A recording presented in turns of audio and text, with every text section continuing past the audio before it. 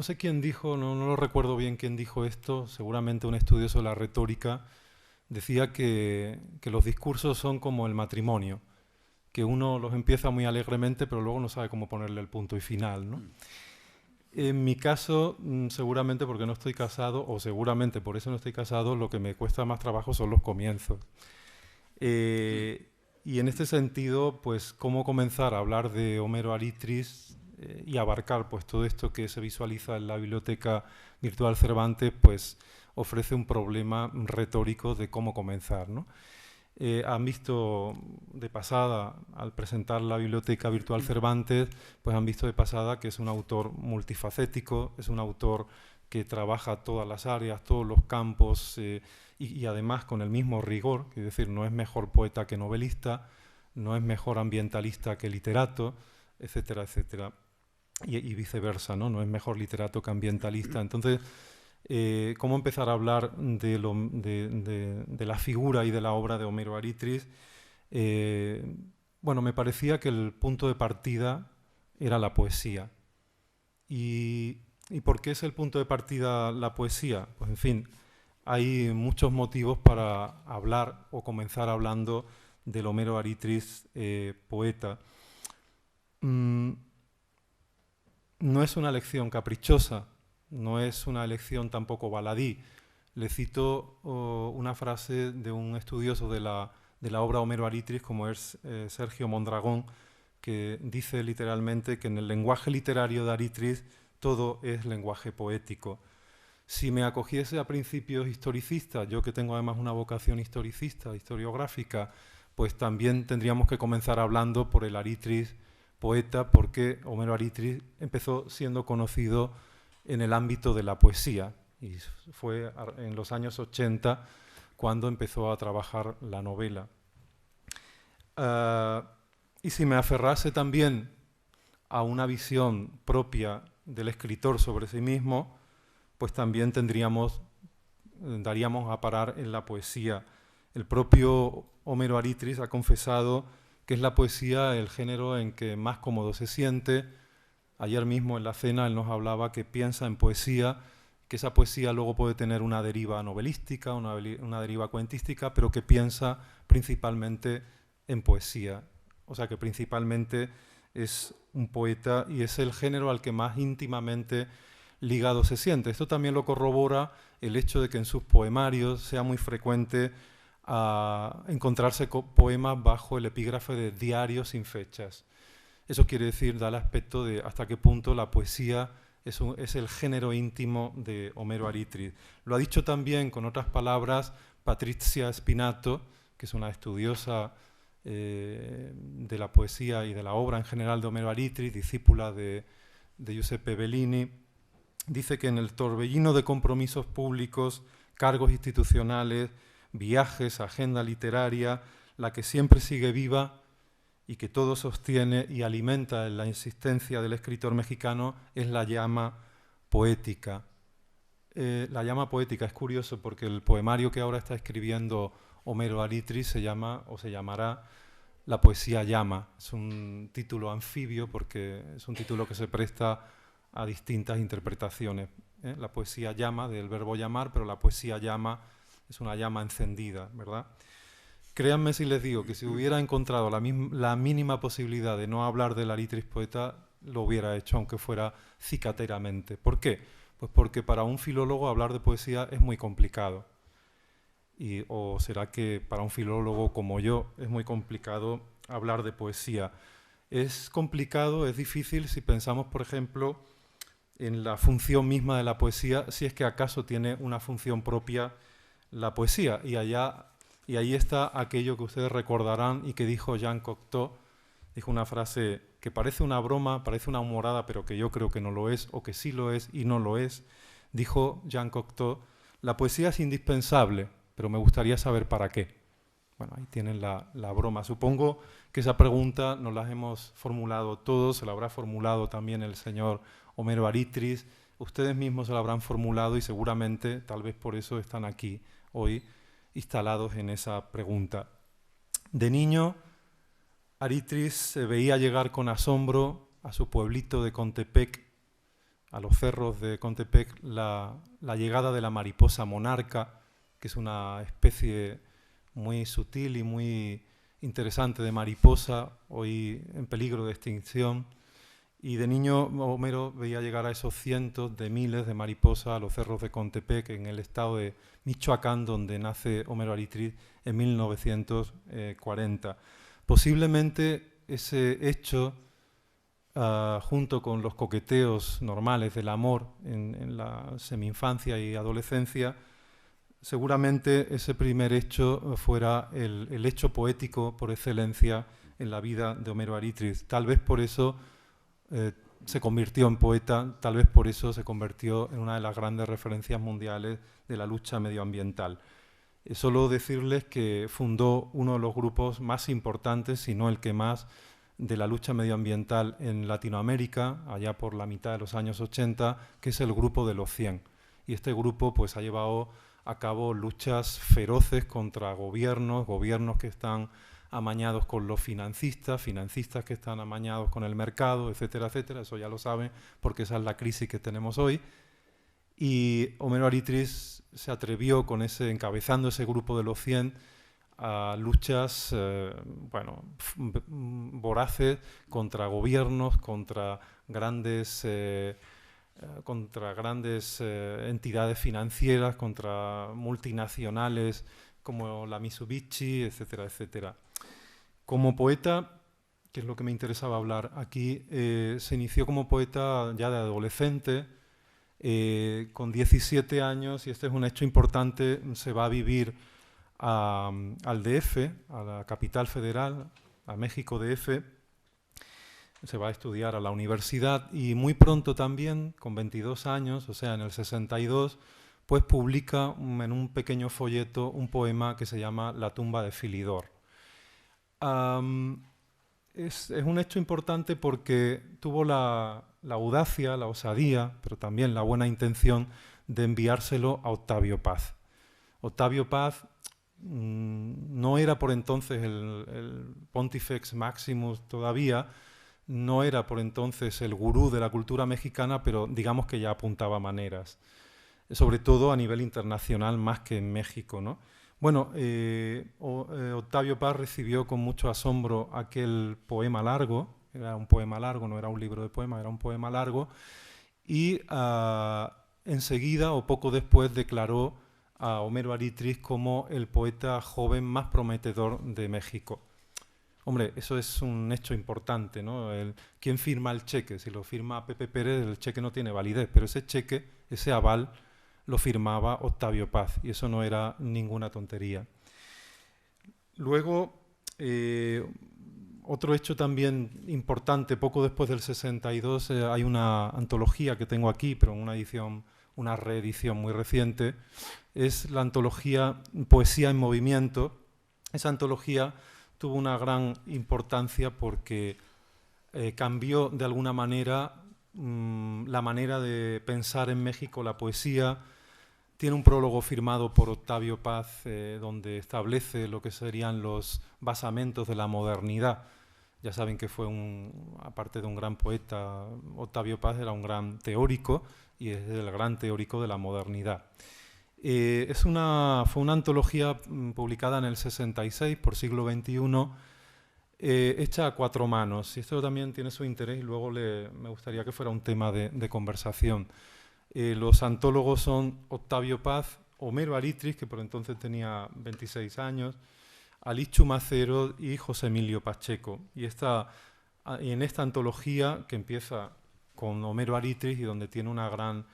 En fin, creo que es uno de los poetas más representados y por tanto más representativos de esta antología, que tuvo una gran relevancia en México y fuera de México.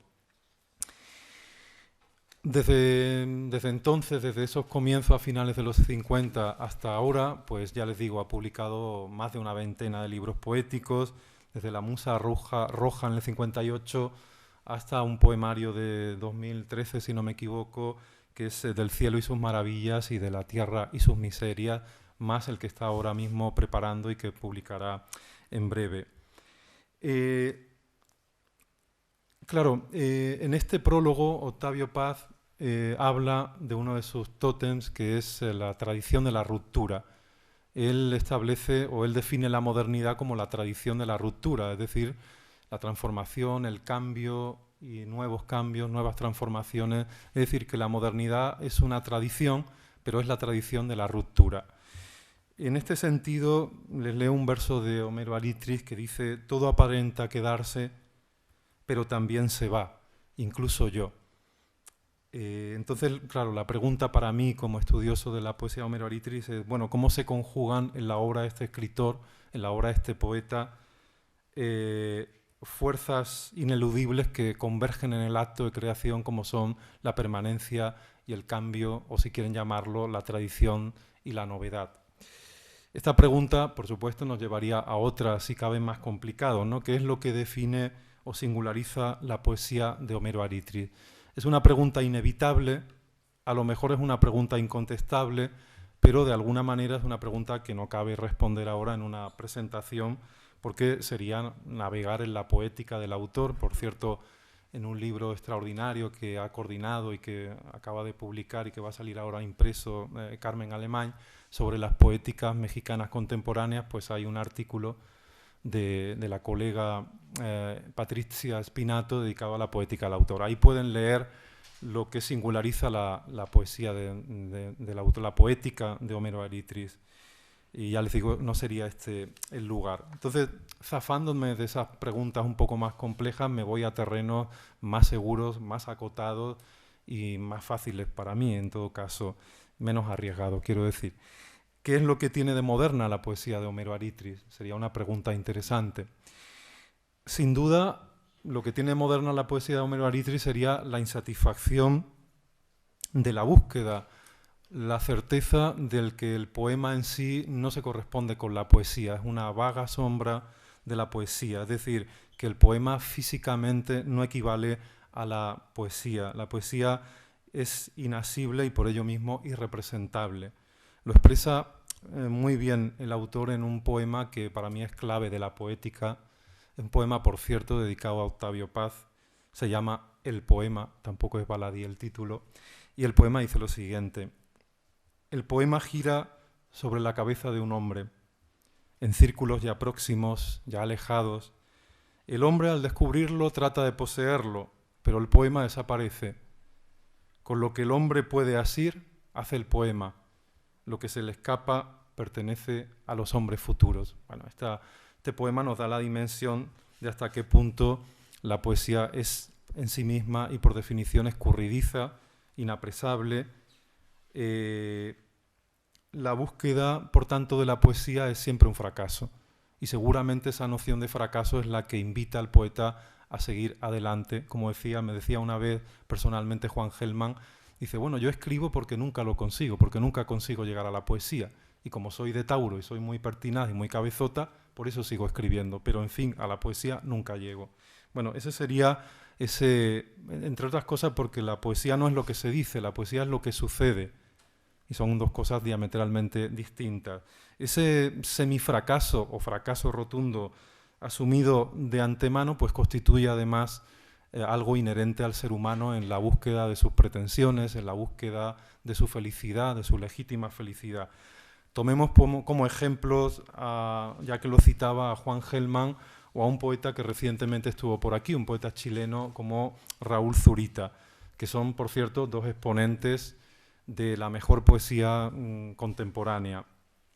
En Gelman, pues esa incomunicabilidad no refiere a otra cosa que la imposibilidad del encuentro con el hijo, que lo había desaparecido la dictadura militar de Videla.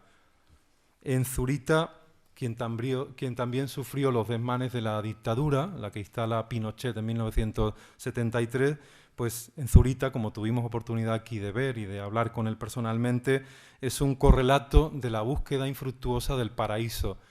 Un paraíso que ya no es solo terrible que no lo podamos encontrar, es que tampoco se puede decir, tampoco se puede contar. Decía Theodor Adorno que el horror no se puede contar. Bueno, eso es horroroso, pero que tampoco la felicidad se pueda contar es ya un asunto grave también. En Aritris, ¿en qué se cifra ese semifracaso, esa búsqueda infructuosa de la poesía. Pues yo creo que él toma como un símbolo importante que está al comienzo de su poesía, en mitad de su poesía, al final de su poesía, la luz. La luz ha tenido muchas traducciones y muchas tradiciones también. Por su parte, la luz además nos da una clave, creo que es una gran clave de su obra, que es una obra poética y en general literaria que tiene un carácter visual muy palpable. Él mismo ha escrito un verso que dice: la historia de la luz es una arqueología de los ojos. Leemos en uno de los poemas dedicados al sol. Una luz que es principio y fin, una luz que es el leitmotiv de su obra. Es una luz que quizás pone nombre a lo que no tiene nombre, porque en realidad si desbrozamos lo que es la luz en la poesía de Homero Arítriz, pues es, por ejemplo, una luz que define o que trata de representar el amor sublime. Y ahí tiene un verso precioso que dice: pero alguien dijo que haya luz, y hubo luz, y apareciste tú. Esa luz también es Dios en su dudosa presencia, y tienen otro verso que dice: para aparecer, Dios toma a veces los rayos de luz de la mañana. Es también un ángel. Él dedicó un libro a los ángeles, que es Tiempo de Ángeles. Hay un verso que dice: tal vez es una refracción de la luz después de la lluvia. También define al ángel a través de la luz. Y desde una interpretación ecológica, pues también esa luz podría bien representar el fin de los tiempos, la pérdida del paraíso, el paraíso perdido, lo que queda después del desastre del Apocalipsis, que ha sido otro tema consustancial en su obra, el tema del Apocalipsis. Y hay un verso que dice: hoy hubo luz, solo luz, y no hubo otra cosa. Bueno, no quiero entretenerme mucho porque quiero dar paso enseguida al diálogo. Lo que sí quería decirles es que, bueno, un estudioso de la obra de Homero Arítriz, como es Neil Vince, también conocido en esta casa, ha descrito, ha señalado que Arítriz pertenece a esa familia de poetas, como pueden ser, por ejemplo, Rilke o Dylan Thomas, que han vuelto desde la nostalgia soñadora de la madurez en busca de los lares, de los lugares de la infancia, en eso que representa el paraíso perdido. Y sí, es cierto, la mirada de Homero Arítriz, sobre todo en sus libros de poemas de madurez, es una mirada nostálgica hacia el pasado. Pero otra de las claves de su obra es que mira fieramente el presente. Es una obra, en ese sentido, la poesía de Homero Arítriz es una poesía indignada, es una poesía combativa, que sirve al autor, insisto, si es que la poesía sirve para algo, que sirve al autor para denunciar pues las corruptelas de nuestro tiempo, ahora que tanto hablamos de ella, que en buena medida, pues como ustedes saben, tienen raíz en la pésima gestión que hacen los políticos, o de que hacen gala los políticos y los gobernantes. No solo por ineptitud, lo que ya de por sí sería grave, sino por esas pretensiones de enriquecimiento personal y por ínfulas de poder. Hay un verso que a mí me estremece y me horroriza mucho, de un poema de Homero Arítriz, de uno de mis libros preferidos, si no el que más, el Diario de Sueños, que dice: en la ciudad no había agua, pero Midas en su piscina olímpica nadaba como si todo el agua de la ciudad fuese suya. Seguramente le suena de algo, seguramente podríamos intercambiar ese nombre de Midas por muchos de los políticos que actualmente tenemos en plantilla. Esto, que es un mal generalizado de nuestra sociedad, en esta crisis sistémica que vivimos actualmente, en México tiene un acento propio. En México, un país, y lo digo sin apuros porque sé que él comparte esta opinión, donde el asesinato político, el secuestro, el tráfico de niñas y mujeres, el narcotráfico son una tradición. Eso es parte de la tradición mexicana, lamentablemente, habría que añadir. Y en cambio también habría que pensar que no es este aspecto combativo o este aspecto ético lo que da valor a la poesía de Homero Arítriz, o por decirlo de otra manera, conviene no confundir algo que se suele confundir. Conviene no confundir las calidades formales de un poema con su dimensión ética. Que un poema sea ético no lo hace mejor a otro que no lo sea. Y me atrevería incluso a decir, y luego intentar explicarlo porque creo que no se va a entender así dicho, me atrevería a decir que la poesía en sí misma y casi por defecto es inmoral.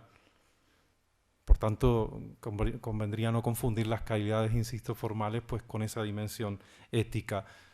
Por fortuna, en Homero se dan las dos cosas, esa dimensión ética y además tiene unas calidades formales y una dimensión extraordinaria.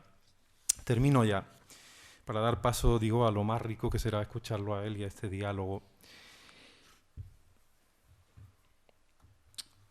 Por encima de la mugre en manos de estos Midas modernos que todos conocemos, por encima de esta pesadilla globalizada de la que somos prisioneros, está la expectativa de la epifanía, y con esto vuelvo a ese símbolo de la luz que está muy presente en la poesía de Homero Aritris como acontecimiento nuclear, como acontecimiento central. La poesía entonces, como ha dicho Zurita y lo dijo aquí, en esta facultad, la poesía entonces es la posibilidad de lo que no tiene ninguna posibilidad. Es la esperanza de lo que no tiene ninguna esperanza. O como ha dicho otro gran poeta y amigo personal de Homero Aritris, Jean-Marie Leclésio, la poesía es sin duda la última forma de combate. Yo dejaría la pregunta abierta, ¿es esta la función de la poesía? Bueno, ustedes la responderán cuando estén a mitad de carrera o al final de carrera o empiecen a pensar. A sus 70 y tantos años, este señor, que no está curado de los espantos que sacuden el mundo, pero que sí está curado de las vanidades y prebendas de su oficio de escritor, este señor, alejado como siempre estuvo de toda forma de poder, poder cultural, poder político, poder mediático, este señor que tengo aquí al lado se muestra hoy en día más vivo, más audaz, más certero que nunca en sus versos. Entre el laurel y la rosa, creo que él lo tiene claro, la rosa, y ha decidido abandonarse a esto segundo y seguir siendo lo que siempre fue desde un principio, un poeta en peligro de extinción. Y termino con unos versos de él que me encantan y que son bastante provocativos. Dice: mientras mandamases y Midas otorgan premios y ascensos al Olimpo, yo voy ufano con el cabello hirsuto, que el mono, el puerco y el gusano se metan los laureles por el culo, y yo he bajado de mi monumento. Pues aquí, bajado de su monumento, tienen ustedes a Homero Aritris, con el que vamos a conversar, y espero también extender la conversación a todos ustedes, profesores, alumnos, porque es lo más vivo que pueden hacer en una carrera. Créanme, cuando uno empieza a publicar sus primeros artículos, y empiezo ya con la conversación, o sea que acaba, cuando uno empieza a publicar sus primeros artículos, y hablo de mi experiencia personal, yo empecé, por ejemplo, a trabajar sobre un poeta argentino que se llama, bueno, también es un poeta multifacético, o un escritor multifacético como es Leopoldo Lugones, que es ensayista, poeta, en fin, político, etcétera, etcétera. Yo estaba muy cómodo cuando era alumno de doctorado trabajando con Leopoldo Lugones, y les decía un poco de broma a mis compañeros de doctorado, digo, mira, ¿sabéis qué pasa? Que trabajar sobre los muertos, ahora que son el Día de los Muertos, estamos celebrando a los muertos, pues yo decía entonces de broma a mis compañeros, trabajar sobre los muertos tiene una gran ventaja, los muertos siempre te dan la razón. Claro que hoy, viendo lo que publicaba sobre Lugones hace 25 años, yo creo que Lugones ni muerto me daría la razón. Uno va cambiando su perspectiva. Lo que sí es verdad es que tener al autor vivo a menos de medio metro, poder conversar con él, cuántas veces me hubiera encantado escribirle un correo y que desanudara muchas de las dudas que tenía cuando hacía el portal digital, pero bueno, no me atrevía, digamos, a esa osadía. Hoy lo tengo aquí a medio metro.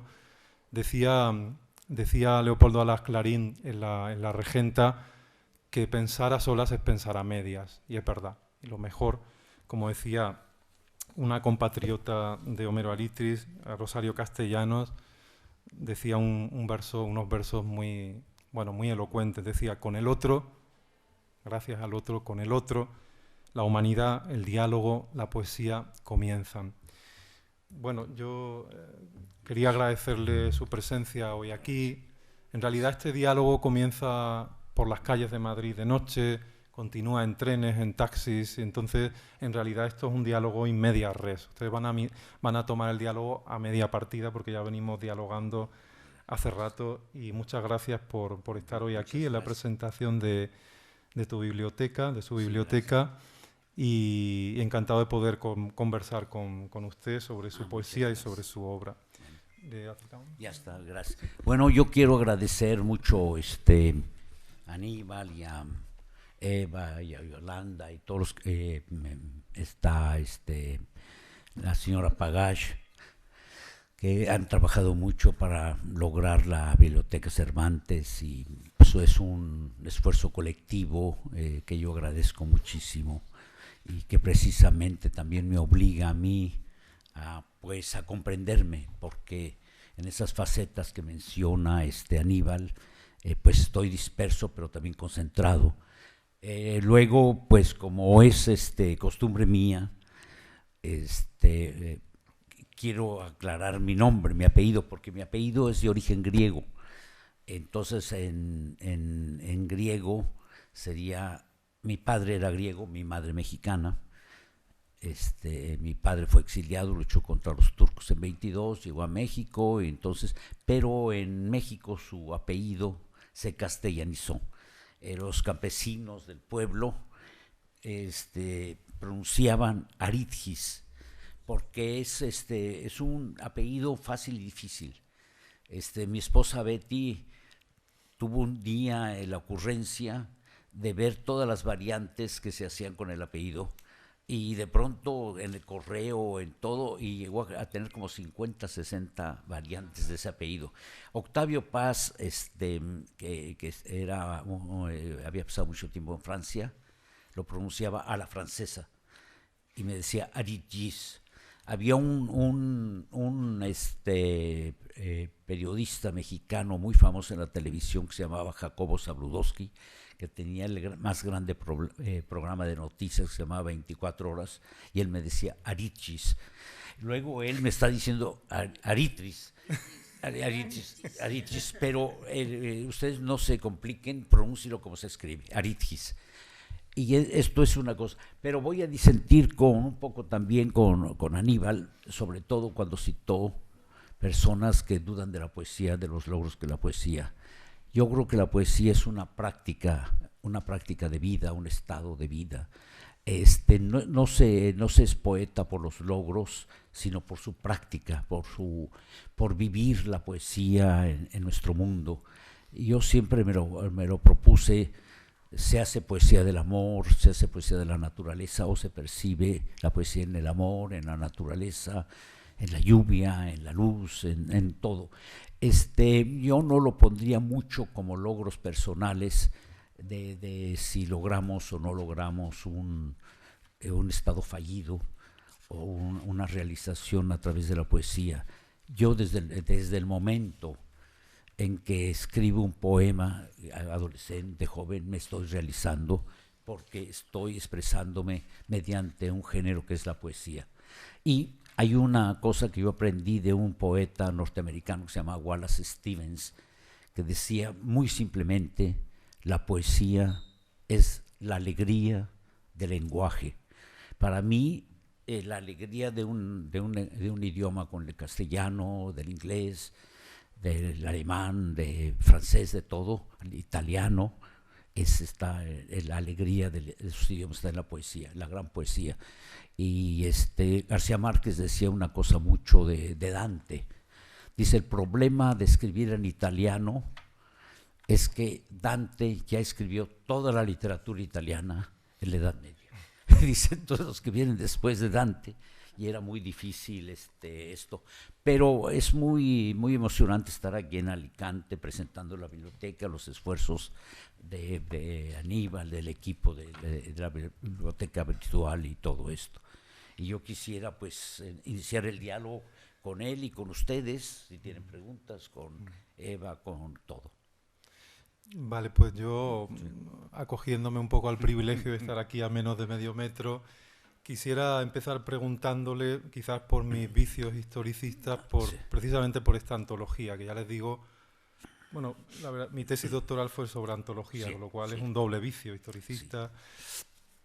Pero esta antología del 66, pues que yo les recomiendo que lean y que hurguen en ella, Como toda antología, pues tiene sus intríngulis, ¿no? Sí, Y supongo que usted lo vivió en primera persona, siendo usted un jovencísimo poeta, 26 años, un poeta venido de provincia hacia la capital, sí, y al lado de todo un señor, Octavio Paz. sí, Entonces me gustaría que contara un poco aquí a los estudiantes y que dialogáramos sobre, sí, bueno, cómo se gestó la antología, cuáles son los problemas, qué divisorias internas, porque parece que usted y Octavio Paz estaban a un lado, sí, Alix Macero y José Emilio Pacheco estaban otros, con José sí, Emilio Pacheco polemizó sí, con el tiempo, bueno, sí. Bueno, fue un punto de vista de la poesía y de la literatura, porque lo que se escribe aquí es a veces cuál es el sitio de la poesía mexicana en el contexto de la poesía española o en español, puede ser hispanoamericano o española, porque las fuentes de pues un poco poéticas vienen de lejos también. Uno puede leer lo mismo a San Juan de la Cruz, al Marqués de Santillana o Quevedo, que puede leer a García Lorca, a Jorge Luis Borges, César Vallejo, Pablo Neruda. Entonces, más o menos uno bebe de las fuentes poéticas del idioma. No se diga también uno trata de leer en otros idiomas, ya sea en el idioma original o a través de traducciones. Es decir, muchas veces somos contemporáneos de otros poetas que no forzosamente escriben en nuestro propio idioma, sino están escribiendo con la misma sensibilidad o la misma percepción del idioma. Y a veces también uno encuentra simpatías contemporáneos que no forzosamente escriben, ya sea novela o poesía. Por ejemplo, uno de los grandes amigos que yo encontré en México era Luis Buñuel.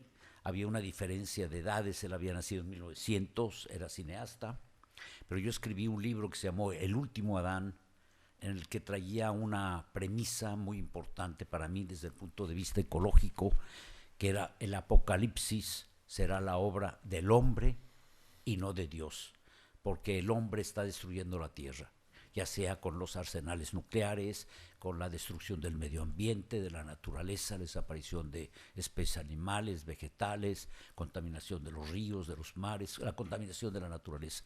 Entonces él fue de los que mejor leyó ese libro, porque algunos decían Aritgis es un tremendista, porque habla de el último Adán, que escribió, que comenzó como una especie de Génesis al revés, así como el Génesis comienza y Dios creó el cielo y la tierra en 6 días, etcétera.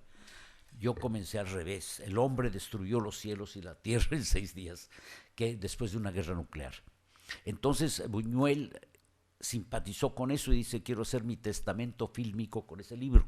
Pero ya él estaba muy viejo y era muy honesto y decía, para hacer una película hay que trabajar desde las 5 de la mañana todo el día y ya no tengo fuerzas. Y aunque le daban asistentes, técnicos, subdirectores, todo eso, dijo, no, yo tengo que hacer mi propia película. Todos nos quedamos con las ganas de que la realizara.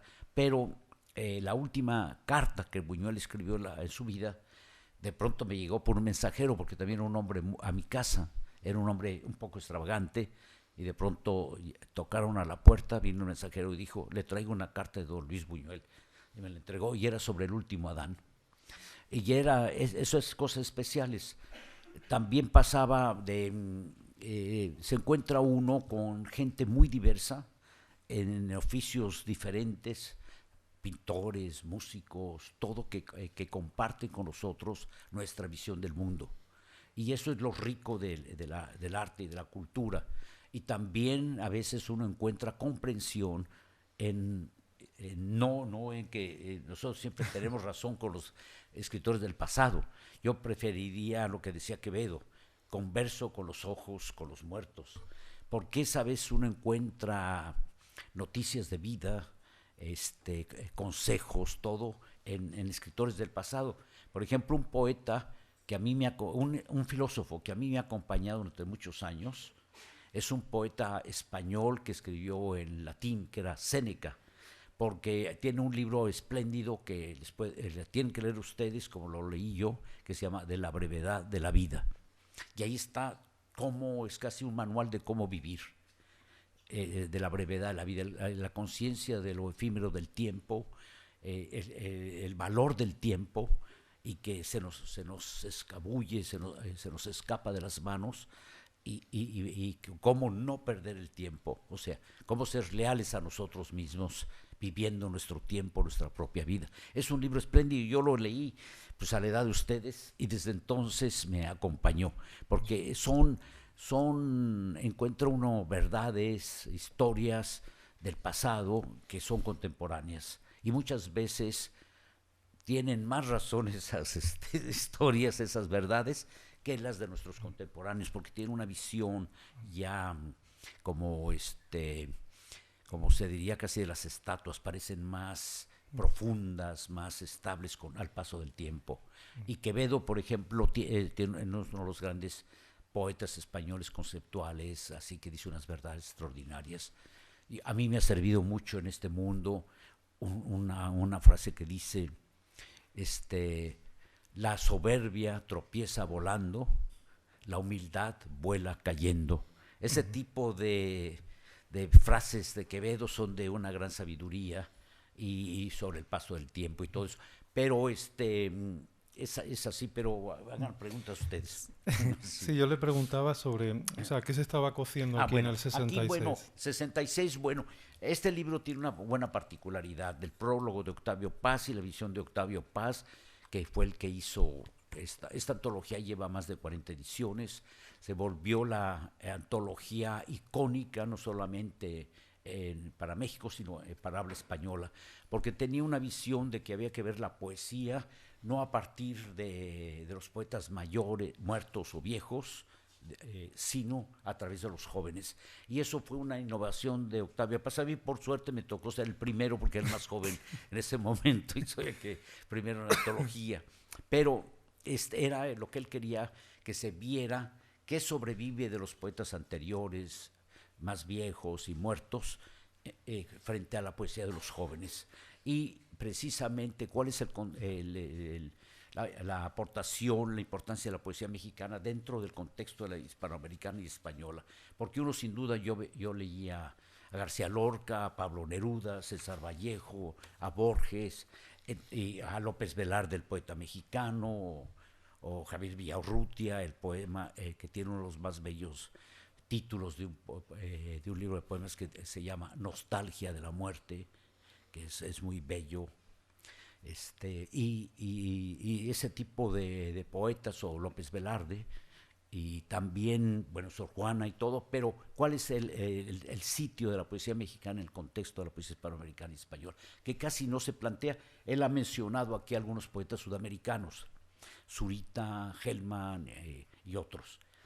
Sin embargo, a veces uno, desde un punto de vista de un idioma de un país, se dice: yo estoy más cerca de César Vallejo, o estoy más cerca de Neruda, o de Borges, o de algo. Entonces depende mucho la perspectiva, y los poetas, para mí, casi siempre cuando los leo son contemporáneos, porque sus poemas están vivos, están allí, y nada más eso puede cotejar uno con el poema de una chica de 18 años, o de un poeta del pasado, pero los contemporáneos no están, la contemporaneidad de la poesía no está regida por la edad del hombre, sino por la presencia de la contemporaneidad del idioma y de las obras que están allí, tan actuales como si fueran escritas ayer, o pintados los cuadros como ayer.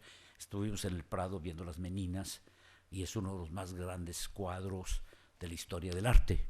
Y las Meninas de Velázquez o los cuadros de Goya, pues son a veces más contemporáneos, nos dicen más cosas que una obra de arte pintada ayer, porque son tan profundas, que tienen esta carga de humanidad, de arte, de visión, que pues casi se hacen insuperables. Son modelos históricos. Bueno, pero vamos a seguir. Pero esto para mí es una antología que a mí, como yo era el primero y el más joven en ese tiempo, entonces me estaba aterrizando en el poeta joven de México, y ya me estaban saliendo barbas, canas, y bastones, pero seguía siendo el poeta joven de México.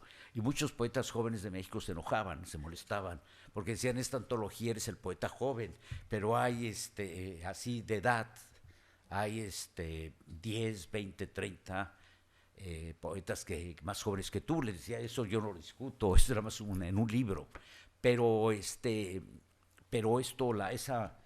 aspecto, además Octavio Paz optó por una cosa que se llamó juego, en que le daba a cada uno de los 4 poetas así incluidos, de los jóvenes, virtudes de los 4 elementos. Alguien del agua, alguien del aire, y a mí me dio el fuego. El fuego, yo creo que tenía razón, porque yo nací bajo el signo de Aries y en el año del dragón, entonces era doble fuego. Entonces Paz me decía, el peligro de Aridgis es de consumirse a sí mismo como el fuego. Y yo lo tomé en serio, porque decía, tiene que contener sus pasiones, sus arrebatos, tiene que contenerse como el fuego, porque si no quema lo que ama y se consume a sí mismo. Y yo dije, es un buen consejo, porque estoy en el elemento fuego. Y debo decir, yo me considero un poeta solar, no porque fuera así de ciencia ficción y de todo, sino porque casi yo fui un poeta desde niño, adolescente pagano. En mi pueblo, después de escribir, mi pueblo era muy alto, 2.300 metros sobre el nivel del mar.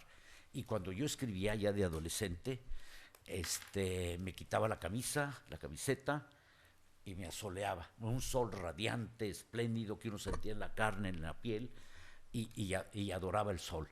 Y luego ya lo volví filosofía. Hay un filósofo italiano que se llama Marsilio Ficino, y un pintor inglés que se llama Turner, que tiene unos paisajes así.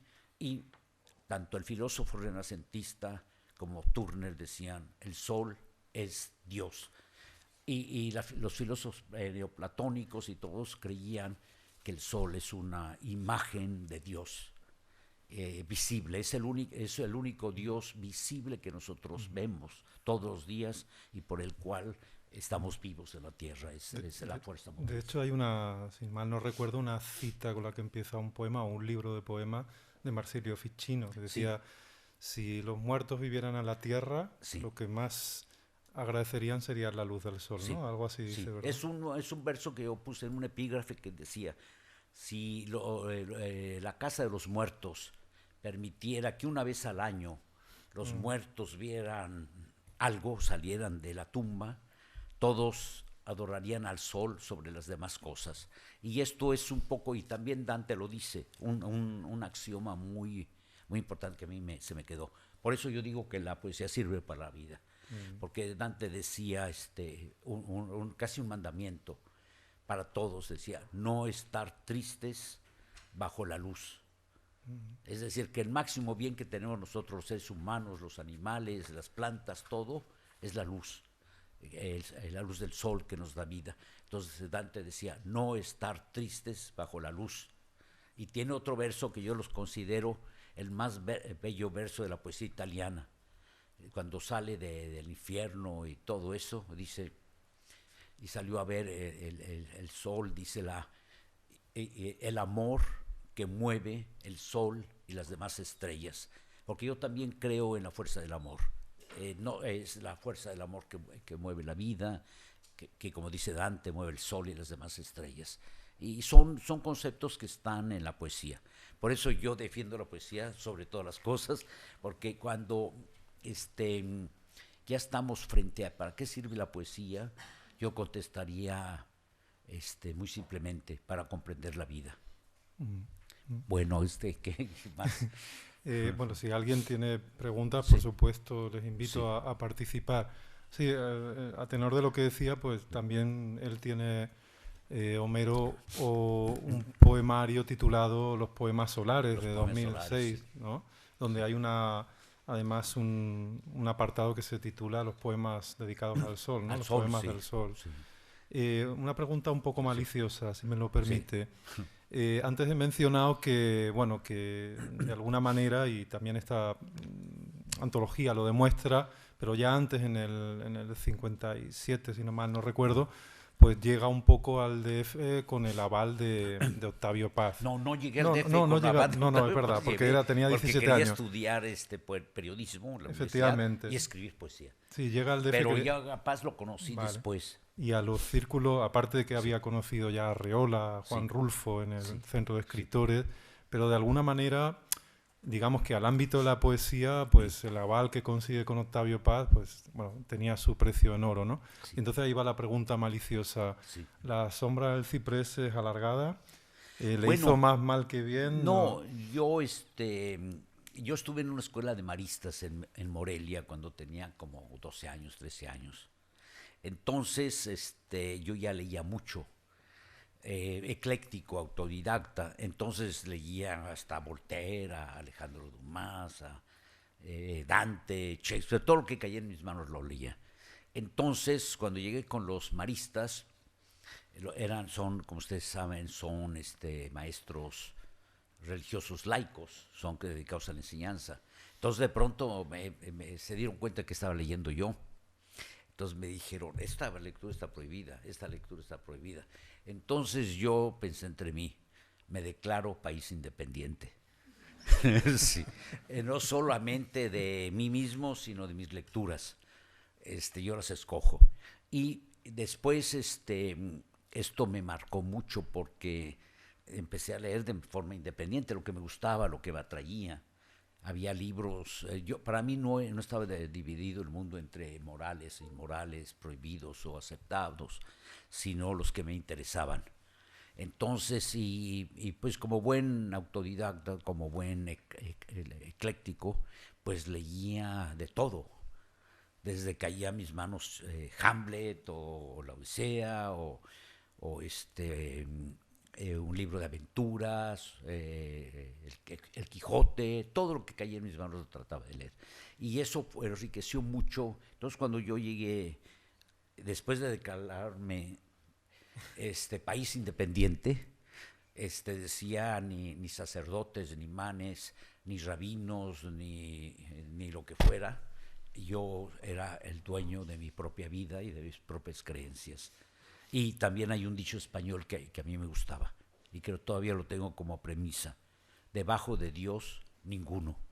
Ese dicho español que no siguen todos los españoles, desde luego, porque hay unos muy fanáticos, muy dogmáticos, pero eso que decían los españoles, debajo de Dios, ninguno.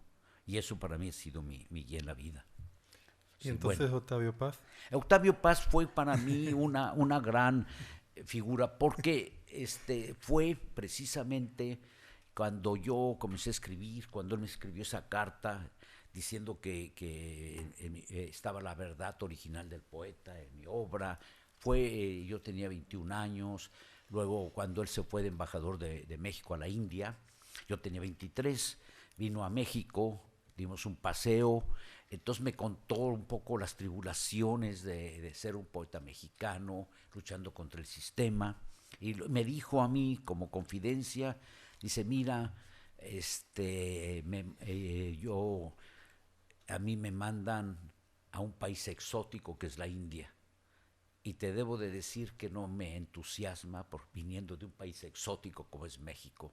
Además habló de chicas, dice, mira, además vas a la India y cuando llegan chicas de Europa, de otros lados, pues no les interesa un poeta mexicano, dice, les interesa a los brahmines con toda esa aura o los gurús y toda esa cosa. Entonces dice, no hay lugar aquí para uno, voy a estar muy abandonado, solo de ser indio de México a indio en la India, pues no es muy atractivo. Pero ahí encontró él el amor, encontró una francesa que era esposa del primer secretario de la embajada de la Francia y la India, se enamoraron, vivieron proscritos porque cometió una gran ofensa contra el sistema, el medio diplomático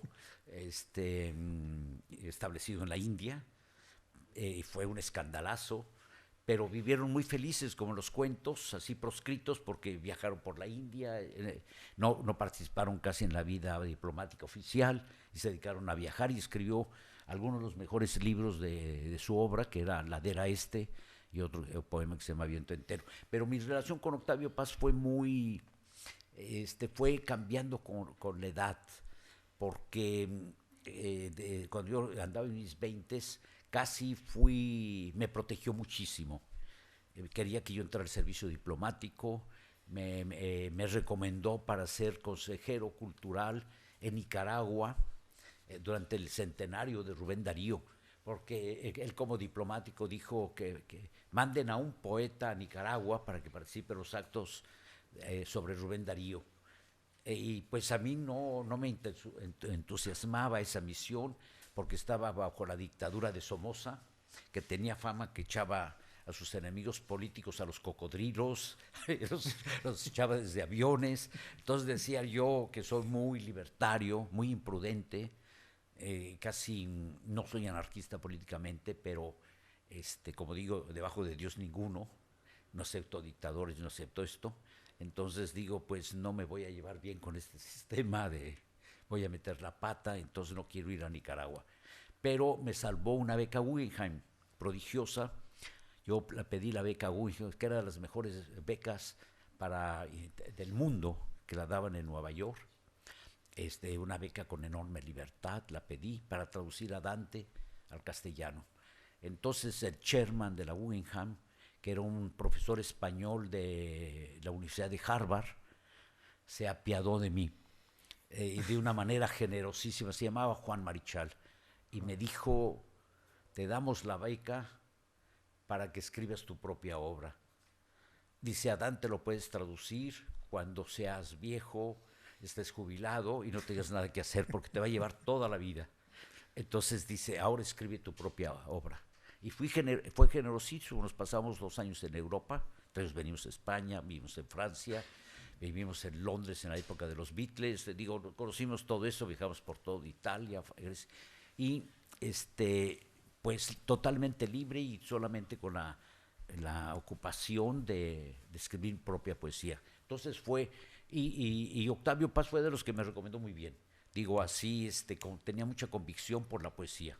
Y para él, lo que me gustaba era, el poeta seguía siendo como en los tiempos antiguos, también como para Borges, para Neruda, era como una especie del bardo, como casi un sacerdotista de la tribu, tenía unas funciones casi míticas. Y yo, como hijo de griego, pues venía el Orfeo, que canta entre los muertos, que se mete en el Hades, como Virgilio, todas estas cosas. Entonces también yo siempre he creído, a diferencia de nuestros amigos sudamericanos, que el poeta tiene una función casi mítica, antigua, que pasa por los mundos, el paraíso, el purgatorio, el infierno, pero no solamente en la religión, sino también en la vida, que es el que se mete aquí. Yo escribí un libro que se llama Perséfone, que es la raptó, es de una mujer que rapta al dios del infierno, el Hades, y la hace pasar 6 meses en el infierno y 6 meses en la tierra, que es hija de Demeter. Demeter es la imagen de la primavera, pero que la secuestran. Y la hice yo pasar, tenía 20 y tantos años, y la hice pasar en un prostíbulo que era el infierno. Entonces había un poeta francés que se llamaba André Pierre de Mondiard, que fue traducido el libro al francés, y decía a mí cuando los conocimos, oye, ¿cuándo vuelves a escribir un libro como Perséfone y mirándola dormir? Entonces le dije yo, jamás, André. Dice, ¿pero por qué? Porque nunca voy a tener 24 años otra vez y nunca voy a descubrir el amor y la mujer como lo descubrí en esos años. Entonces nunca podré escribir los mismos libros. Ahora escribo otro tipo de libros porque el descubrimiento del amor y de la mujer pues, ocurre una vez. Si descubre uno cada año y en cada edad el amor y la mujer, pues se vuelve uno obsoleto. Bueno, pero eso pasa ahora, modernamente. Pasa ahora, sí. Sí, pero bueno, otra cosa. Sí, bueno, vamos fatal de tiempo, supongo, sí. ¿No? Sí quería hacer una pregunta con un interés personal para indagar en algún aspecto de la modernidad de su obra. Y me refiero ahora a la poesía también. Sí. Pienso en muchas tentativas de lo que sería la modernidad poética y podemos pensar modernidad y contemporaneidad, ¿no? Podemos pensar en Bécquer, que ha mencionado usted antes, podemos pensar en Juan Ramón Jiménez, en Manuel Machado, incluso digamos, en poéticas contrapuestas. Manuel Machado, Juan Ramón Jiménez, César Vallejo, Neruda. Antes he hablado, y estas no son contrapuestas, pues Gelman y Zurita.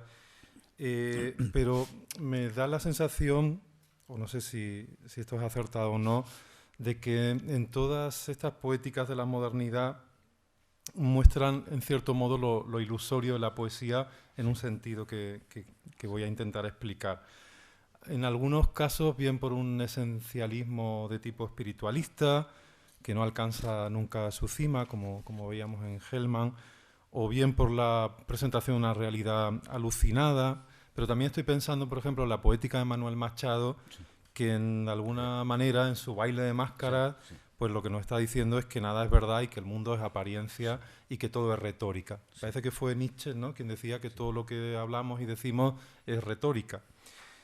Lo que pasa es que lo que creo es que todavía en el siglo XXI nos cuesta mucho trabajo pensar que la poesía, más que lirismo, es retórica. Sí. Bueno, yo aquí quiero interrumpir para decir que estuve más cerca de Antonio Machado que de Manuel Machado. Claro, lo leía más.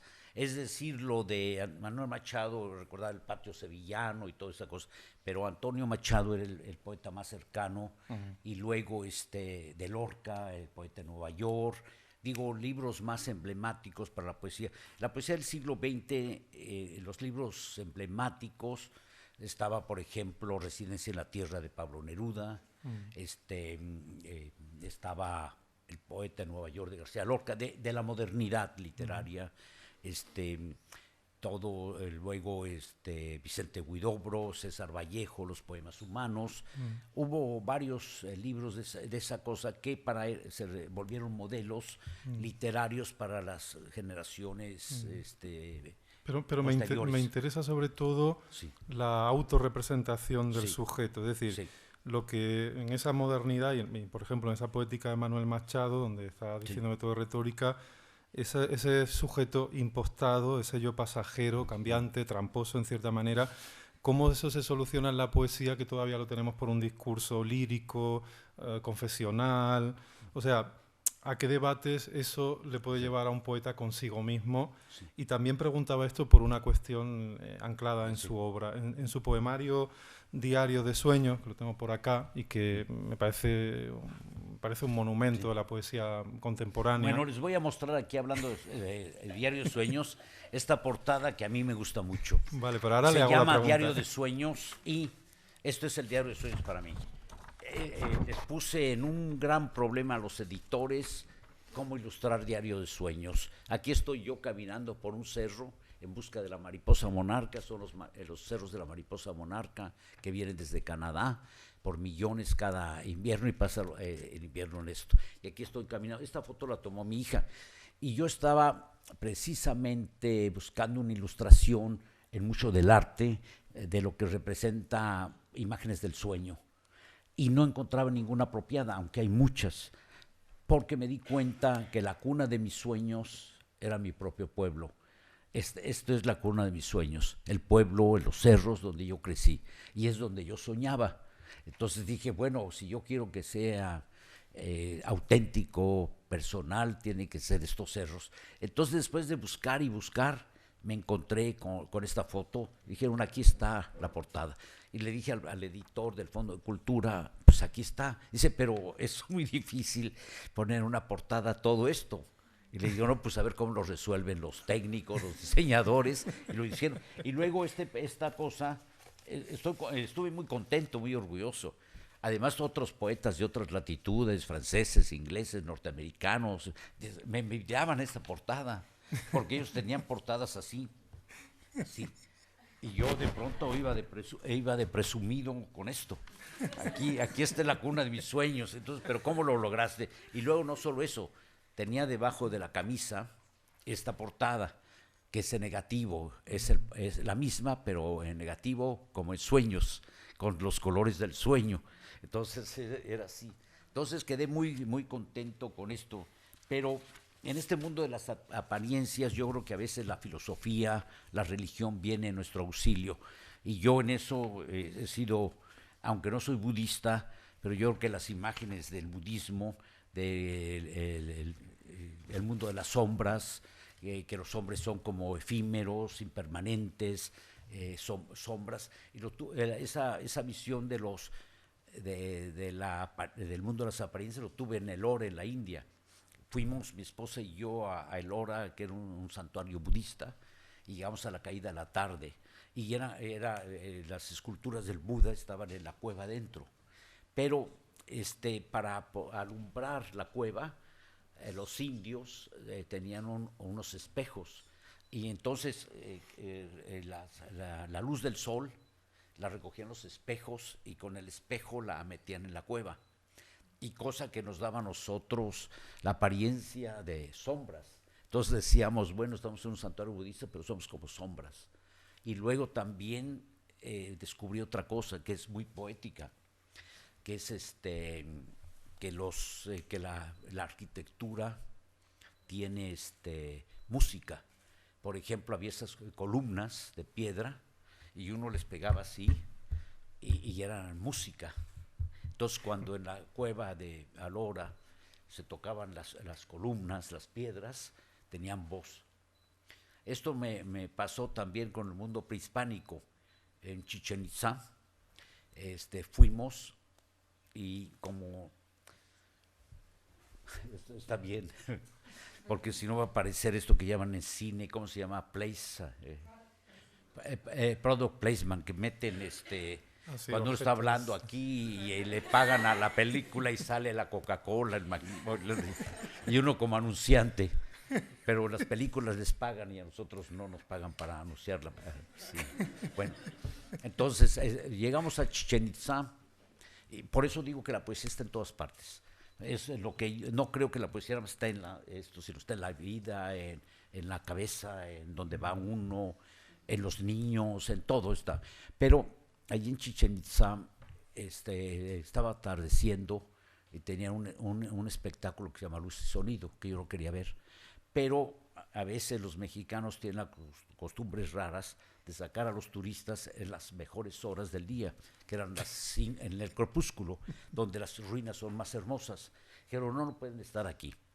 Entonces, para poder lograrlo, compramos billetes para estar en Luz y Sonido y podernos quedarnos para ver el atardecer y todo. Pero llegamos y oscureció y empezó a llenarse las ruinas de murciélagos, porque al principio creíamos que eran golondrinas, eran murciélagos, pasaban zum, zum, zum.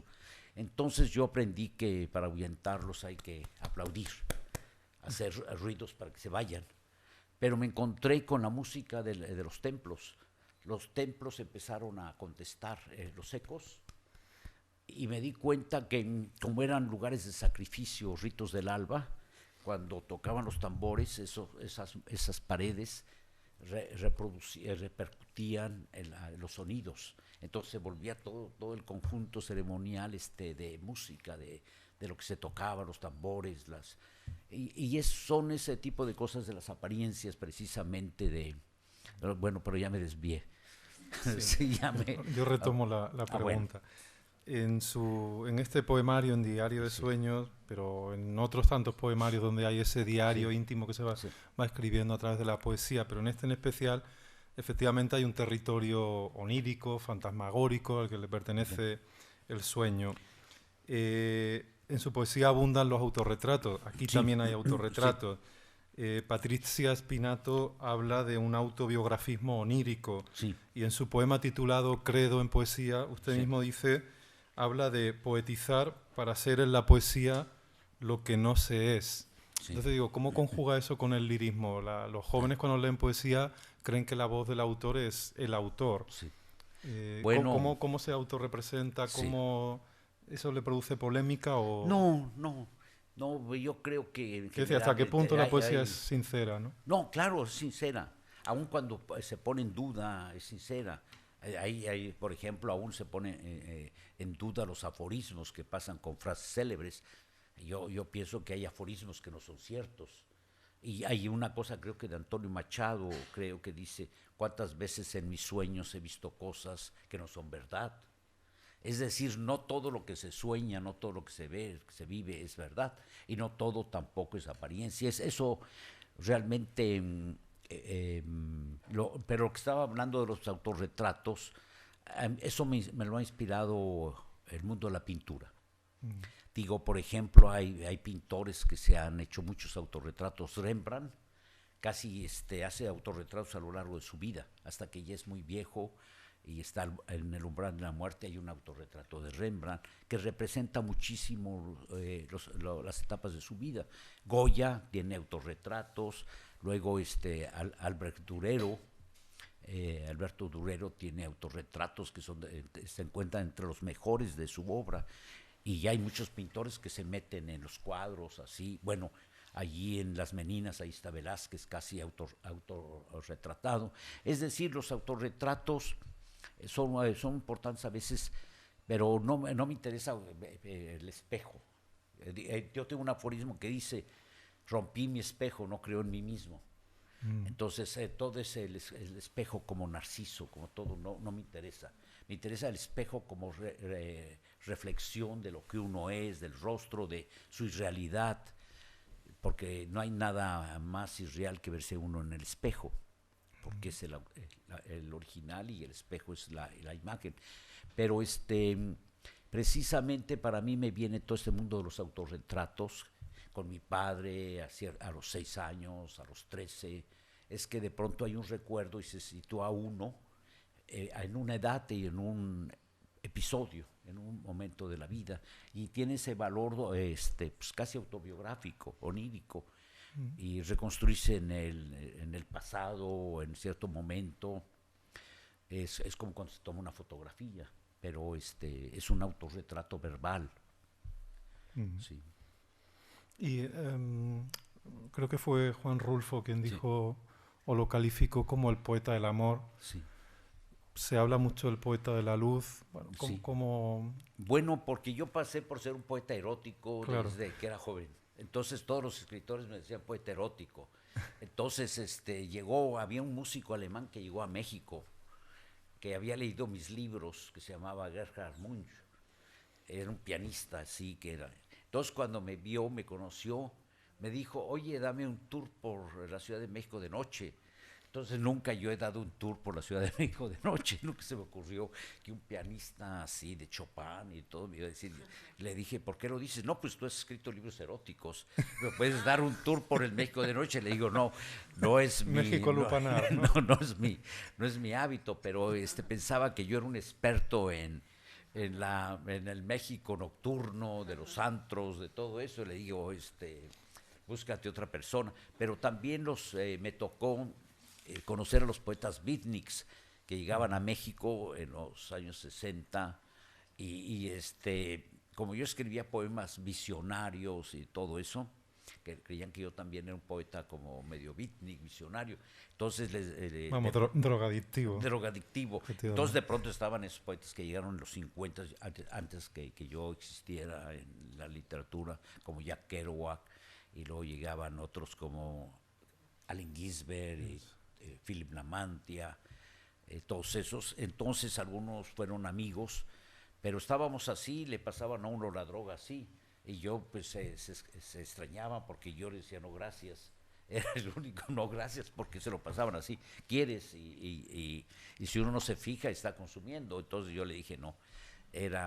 Yo dije, para mis propios delirios, tengo los míos y ya son bastantes. Ya lo que quiero es calmarme, porque mi mente está exaltada, entonces no necesito estímulo, lo que necesito es calmarme. No necesito delirios de otras cosas, ni vicios de otra cosa. Bueno. Alguien que, porque vamos a cerrar por timings. Es que tenemos la prensa efectivamente. Para entrevistar. Bueno. Pues, entonces queremos que puedan ustedes hacer alguna pregunta. Sí. Si alguien quiere participar o hacer un comentario, alguna pregunta que tengáis, alguna curiosidad, aquí tenéis al poeta vivo. Espero. Espero porque... sí. O la profesora Carmen Alemán. Sí. ¿Con quién? Claudia Cardinal. Ah, bueno, miren. No, bueno. Porque la has visto en la foto. No, yo fui embajador de México en la UNESCO. Entonces, cuando llegué a París, tenía una misión secreta, aparte de los programas del gobierno, que era lograr que la mariposa monarca fuera considerada patrimonio natural de la humanidad. Entonces, cuando se logró, Claudia Cardinale apareció, porque era embajadora de buena voluntad del UNESCO. La única cosa, se retrató aquí con nosotros, y conmigo y todo, pero la única cosa frustrante que no logramos es que traía lentes de sol. Y yo le dije, Claudia, quítese los lentes para pues, verle los ojos. Y dice, no, así. Entonces le digo, es extraño retratarse con Claudia Cardinale si no tiene esos ojos. Y dice, no. No quería quitárselos. Ajá. Entonces apareció, pero fue esto y otra cosa que fue muy interesante sobre la mariposa monarca, que para mí es un emblema poético. Esa es la imagen de la mariposa como una imagen de la poesía viva, que viene de Canadá, atraviesa casi 5,000 kilómetros en su migración, atraviesa Estados Unidos, llega a México, pasa el invierno, es de una enorme fragilidad, pero es un insecto desde mi infancia. Pero para terminar esto, una de las labores así, Borges vino a un Festival Internacional de Poesía en Morelia en el 81 y tuvimos 2-3 cosas así muy interesantes. Por ejemplo, de pronto había oído la mariposa monarca y dijo, descríbame la mariposa. Entonces dije, describir la mariposa, una mariposa, un ciego, con todos los colores, es una labor muy difícil. Entonces intenté y creo que quedó complacido. Pero después, años después, en París, me encontré unos libros que como curiosidad literaria eran libros para ciegos. Entonces hay un libro que se llama Adán y Eva, que describen el cuerpo de la mujer y el cuerpo del hombre, para ciegos en braille y todo este tipo de cosas, o por ejemplo, los vitrales de ¿cómo se llama la catedral de Chartres, que son puro color, son puro vidrio para ciegos. Entonces son para mí me interesa mucho desde el punto de vista poético, cómo pueden a través del tacto hacer que un ciego imagine los colores, las texturas desde el cuerpo humano y todo, y es una cosa maravillosa. Y yo compré varios libros. Entonces me dije, yo tenía ahí gente que trabajaba conmigo, se extrañaban, está usted quedando ciego.